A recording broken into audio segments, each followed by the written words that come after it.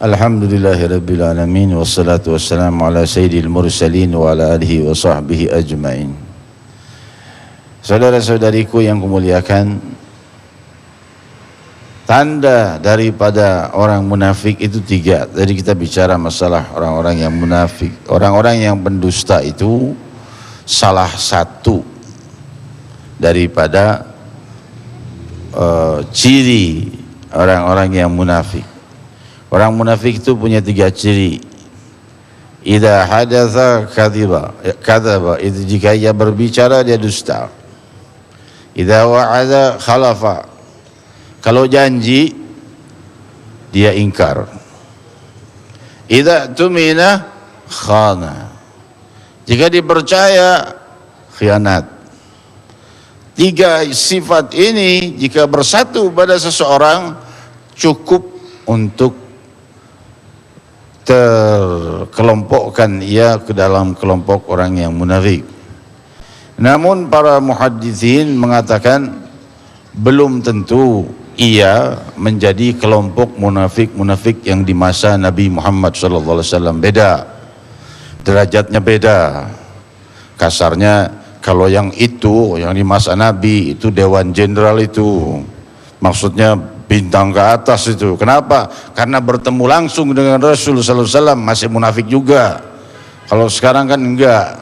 Ya. Jadi jauh beda munafik zaman sekarang sama munafik zaman dulu.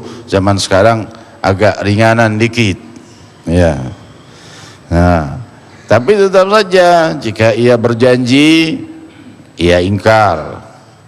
Ingkar tentunya kan juga luas. Bisa ingkar karena memang tidak mampu, bisa ingkar karena memang tidak mau. Bedanya cuma P-nya saja. Ya, tidak mampu sama tidak mau, MP saja bedanya. Hadirin hadirat yang dimuliakan Allah. Apabila ia dipercaya, ia berkhianat. Nah, kalau berkhianat sudah jelas. Ya, dipercaya khianat. Kadang-kadang orang memvonis orang khianat padahal enggak khianat. Ninggalin rumah enggak dikunci, pulang kampung, balik kosong rumahnya udah dicuri. Ini tetangga nih pasti yang nyuri, khianat.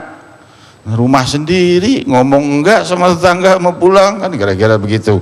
Tetangganya tidak berkhianat, dan itu hanya vonis saja, tuduhan saja. Ya, ada yang memang betul-betul berkhianat, teman sendiri misalnya. Ya. Atau ada yang ketika ditagih janjinya jurusnya hebat, ya, jurusnya ngalahkan Wiro Sableng ini, ya, jurusnya berkata kan terjebak sistem. Masya Allah, terjebak sistem, jadi tidak bisa menepati janji. Nah, kalau sudah digitukan kan masyarakat diam, kena kalimat terjebak sistem maksudnya apa ya nggak ngerti, dibawa ke hal-hal yang tidak bisa dipahami oleh masyarakat. Hal ini berbahaya. Semoga Allah membersihkan sifat-sifat buruk seperti ini dari masyarakat kita, amin, dan dari muslimin umumnya, amin. Saudara-saudariku yang kumuliakan, khianat adalah buah daripada dusta. Kalau orang sudah banyak berdusta, dia akan berkhianat. Kalau dia sudah berkhianat, dia sudah menjadi guru bagi para pendusta. Kenapa? Kalau dia tidak mengajak orang lain berkhianat, ia akan kena dan ia akan jatuh. Maka ia berusaha mengajak orang-orang lain untuk berkhianat. Maka terjadilah kelompok pengkhianatan di dalam kelompok muslimin. Ngeri di hadapan orang yang ruku dan sujud sama-sama, tapi dalam kelompok itu ada kelompok-kelompok orang yang berkhianat satu sama lain, yang saling ingin mencelakakan satu sama lain. Ini sebentar lagi khususnya DKI kan pemilihan gubernur. Mudah-mudahan yang naik gubernur yang jujur, amin. Ya, ini kan ibu kota. Kalau ibu kota benar namanya ibu, ya kan? Ke wilayah barat dan timur insya Allah jadi benar. Kalau sudah ibu kotanya, pimpinannya mendustalah, khianatlah, terjebak sistem lah, repot. Ya, tapi mudah-mudahan yang akan datang, yang terjadi nanti, gubernurnya yang terpilih, apakah masih yang sekarang atau yang akan datang, menjadi yang jujur, yang baik, dan membawa rahmat bagi kita. Amin, amin ya rabbal alamin. Ya, hadirin hadirat yang dimuliakan, pembahasan kita masih melanjut, meluas, lebih luas lagi. Apa sifat-sifat jujur yang masih boleh, apa sifat-sifat dusta yang masih boleh, masih akan saya bahas. Tapi ini masih ada waktu, Ustaz Agung apa? Ustaz Najun masih ya? Masih ada. Ya. Salah satunya ya adalah untuk mendidik. Nah, kalau untuk mendidik boleh seperti di zaman Nabi Ibrahim alaihissalatu wassalam, atau mendidik anaknya. Ya, dididik anaknya. Ada riwayat salafus saleh ketika anaknya minta makan, ini ingin membangkitkan sifat doa dari anaknya. Tidak dikasih makan anaknya, nggak ada makanan, kamu harus minta dulu sama Allah Subhanahu wa ta'ala. Sholat hajat dulu, minta sama Allah, ya Allah beri saya makanan. Ya. Maka anak ini karena lapar, wudhu, sholat, minta sama Allah, ya Allah beri saya makanan. Bapaknya datang dari luar, anakku nih makanan datang dari Allah Subhanahu wa ta'ala. Nah, ini tarbiyah untuk anak-anak kecil. Hal seperti ini tidak apa-apa. Karena apa? Mengajari anaknya berdoa. Nanti anaknya dewasa tahu sendiri, oh bapak aku kemarin bohong. Tapi maksudnya itu adalah salah satu daripada bentuk bimbingan ilahi. Hadirin hadirat yang dimuliakan Allah Subhanahu wa ta'ala, sifat dusta adalah hanya salah satu sifat yang ada, sifat tercela di hati.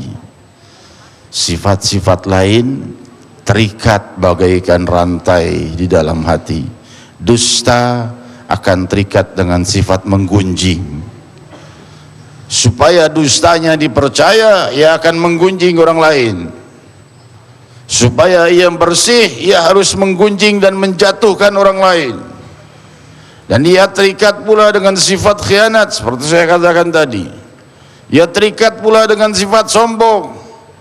Ia terikat pula dengan seluruh sifat-sifat hina yang ada di hati, bisa terbit gara-gara satu sifat ini. Karena ini sifat pertama yang mencelakakan manusia, dusta.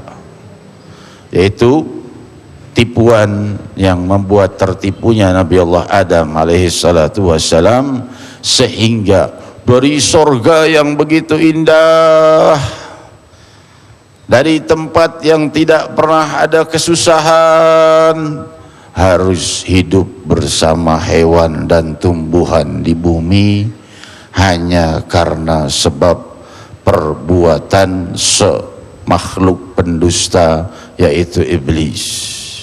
Kita akan lanjutkan sebentar lagi. Silahkan Ustaz Agung. Baik, terima kasih Habib. Itulah tadi Habib kembali mempertegas kepada kita, membuka kembali bahwa ternyata tidak sesederhana itu. Ketika kita melakukan kebohongan ternyata berkait dengan sifat-sifat buruk lainnya, yaitu adalah menggunjing, khianat, sombong, dan akan mempengaruhi sifat-sifat atau memunculkan sifat-sifat buruk dalam diri kita. Maka waspadalah terhadap kesombongan yang merupakan penyakit yang terus bersarang dalam diri kita, tergantung bagaimana kita memaintain, apakah di situ ada bisikan-bisikan ilahiyah yang lebih kuat, atau jangan-jangan bisikan setan yang lebih kuat di hati kita. Tetaplah bersama kami dalam Damai Indonesiaku.